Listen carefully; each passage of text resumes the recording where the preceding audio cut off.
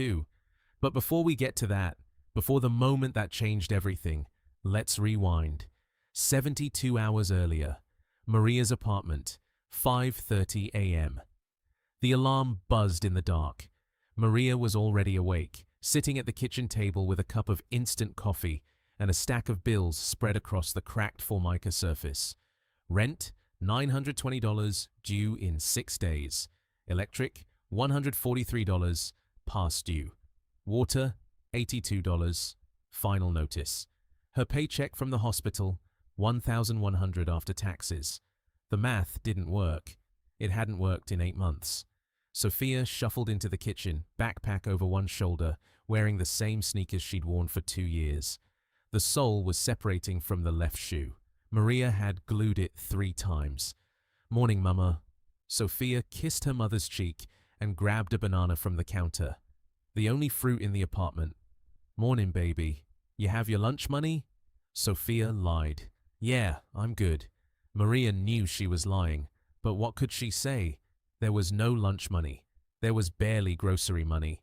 So she smiled and watched her daughter walk out the door, and then she put her face in her hands for exactly 30 seconds. That's all she allowed herself.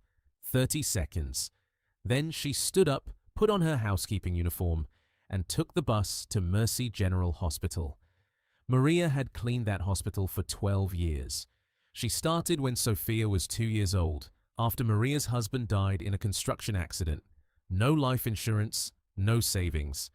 Just a 2-year-old daughter and a rent payment due in 14 days. The night shift paid $1 more per hour, so Maria worked nights. She slept from 7 a.m. to 2 p.m. while Sofia was at school. She woke up, made dinner, helped with homework, and took the bus back to the hospital at 11:30 p.m. 5 nights a week, 50 weeks a year, for 12 years. She knew the hospital better than most of the doctors. She knew which hallways flooded when it rained. She knew the elevator on the 3rd floor got stuck between floors twice a month. She knew Dr. Patterson in cardiology took his coffee black with 2 sugars. She knew Nurse Reyes in pediatrics kept a stash of candy in her desk for scared kids, and they knew her, most of them. The doctors who worked nights said good morning when they passed her in the halls. The nurses left thank you notes on the break room board. "Thank you, Maria, for keeping our floors spotless. Maria, you're the best." But to the day shift nurses, the ones who arrived at 7 a.m. after Maria had already left, she was invisible. A name on a staff list, a uniform in the hallway. Nobody. On Tuesday morning, Sofia came home from school early. Maria was asleep. Sofia knocked on her mother's bedroom door. "Mama, I don't feel good." Maria sat up, touched her daughter's forehead. It was burning. "What's wrong, baby?" "My stomach hurts. I threw up at school." Maria gave her Tylenol, made her lie down, brought her water and crackers. By evening, Sofia was worse. Vomiting every hour. Fever climbing. Maria called the clinic. They were closed. She called the urgent care. They said, "Bring her in." Maria checked her bank account on her phone. $47 until Friday. The urgent care charged $85 just to walk through the door. Maria stayed up all night with Sofia, wiping her face with a cold cloth, praying the fever would break. It didn't. By Wednesday evening, Sofia couldn't keep down water. Maria called her supervisor at the hospital. "I can't come in tonight. My daughter is sick." Her supervisor, a man named Tom, sighed. "Maria, you've already missed 2 shifts this month." "I know. I'm sorry. I'll make it up." "You need to be here, Maria. We're short-staffed. She's vomiting every hour. I can't leave her." Tom was quiet. Then he said, "If you're not here Friday, we'll have to write you up." Maria hung up. She looked at Sofia, pale and shaking on the couch, and she made a decision. Thursday evening, Maria carried Sofia into the emergency room at Mercy General Hospital. The same hospital where Maria cleaned floors. The same building she'd mopped and scrubbed and kept spotless for 12 years. Jennifer Hayes sat at the intake desk. Maria had seen her before, but they'd never spoken. Jennifer worked days, Maria worked nights. 2 people in the same building who'd never existed in the same moment until now. Maria stood at the desk, holding Sofia upright. Please, my daughter needs to see a doctor. She's been vomiting for 3 days. She has a high fever. Jennifer didn't look up. Do you have insurance? I work here. I'm on the hospital staff plan. Jennifer typed something into the computer. Name? Maria Santos. A pause. Jennifer's eyebrows raised. You're listed as housekeeping. Yes. I clean the floors here. I've worked here for 12 years. Jennifer looked at Maria for the first time. Really looked at her. Saw the faded uniform. The raw hands. The exhaustion carved into every line of her face. Housekeeping staff have a different insurance tier. It doesn't cover emergency services at this facility. You'll need to use the county hospital. Maria blinked. What? Your insurance doesn't cover ER visits here. You'll need to go to County General. It's about 20 minutes south. I work here. I've worked here for 12 years. Jennifer's voice went flat. Ma'am, I don't make the rules. Your plan doesn't cover this. You need to leave. My daughter is sick. She needs help. Then take her to county. Jennifer turned back to her computer. Please. Maria's voice broke. I just need someone to look at her. I'll pay. I'll figure it out. Without insurance authorization, it's $2,000 up front. Sofia groaned. Her head lolled against Maria's shoulder. Jennifer stood up. Ma'am, this is a private hospital. If you can't provide insurance or payment, you need to leave. You're blocking the intake line. I clean these floors, Maria said quietly. Every night, I scrub your operating rooms. I empty your trash. I work here. Jennifer crossed her arms. You clean floors. You don't work here. There's a difference. Now please leave before I call security. Maria stood there, holding her daughter, feeling every eye in the waiting room on her back. She turned toward the door, and that's when Dr. Michael Chen walked through it. Dr. Chen was 56 years old, chief of surgery, 28 years at Mercy General. He'd been at a conference in Baltimore and his flight had just landed. He still wore his lanyard and conference badge. He saw Maria immediately, recognized her the way you recognize someone who's been part of your life for years without ever knowing their name. Maria! He crossed the waiting room in 4 steps. What's wrong? Maria looked up, her eyes filled. Dr. Chen, my daughter. She's sick. They won't see her. Dr. Chen looked at Sofia, pale and trembling. Then he looked at Jennifer. What's going on? Jennifer straightened. Sir, this woman's insurance doesn't cover emergency services at this facility. I directed her to county. She works here, Dr. Chen said. His voice was calm, but there was steel underneath. She's housekeeping. Different tier. Dr. Chen stared at her.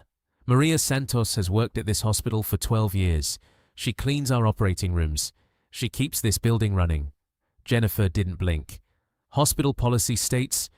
I wrote half those policies, Dr. Chen interrupted. And nowhere does it say we turn away our own staff.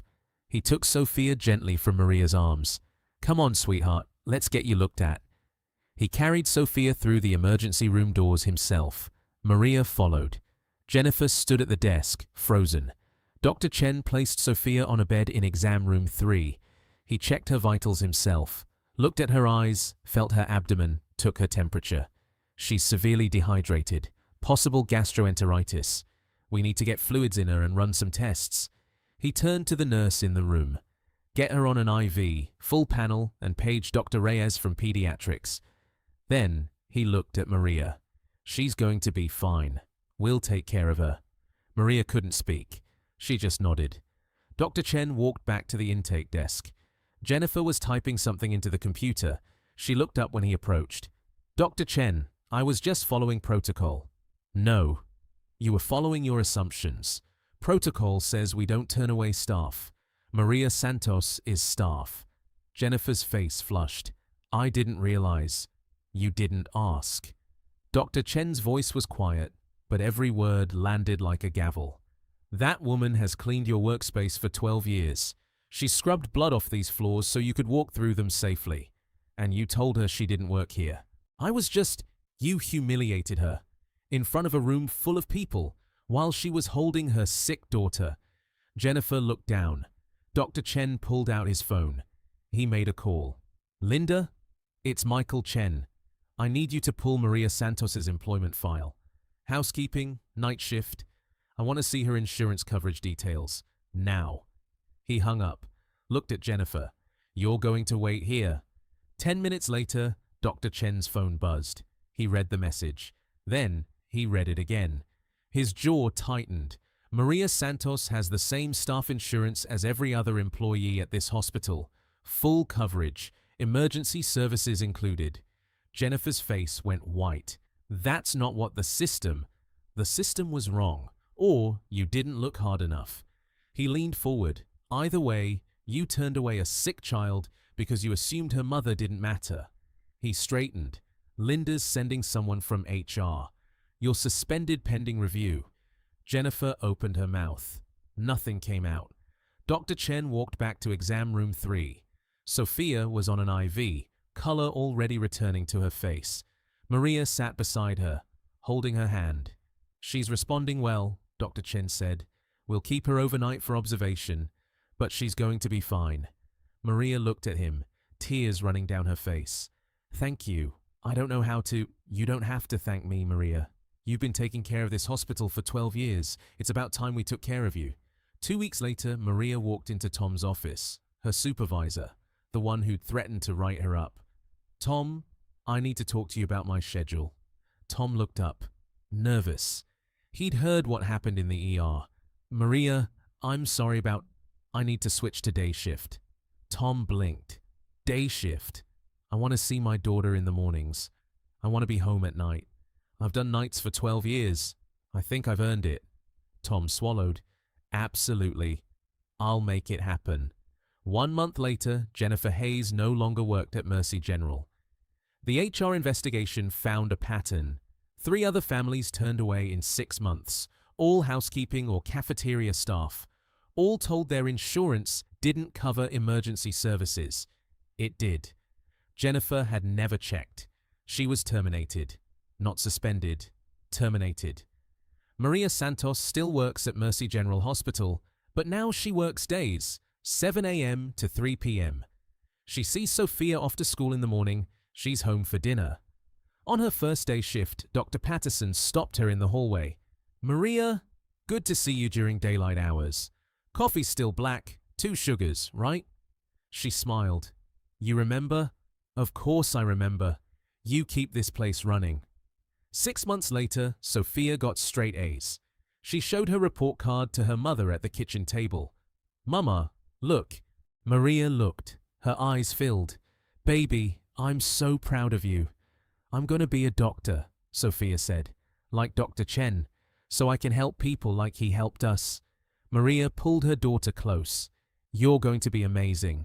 And she believed it. Because if there's one thing Maria Santos learned after 12 years of cleaning floors, it's this: the people who see you when you're invisible are the ones who change your life. And the people who refuse to see you teach you exactly who you never want to become. Sometimes justice isn't loud. It's not a courtroom or a verdict. Sometimes justice is just someone saying, "You matter, and I'm not going to let anyone tell you otherwise." If this story touched you, share it with someone who needs to hear it. Hit subscribe for more stories about dignity, kindness, and the people who refuse to be invisible. And drop a comment. Tell me about a time someone stood up for you when you couldn't stand up for yourself. First person to comment gets pinned.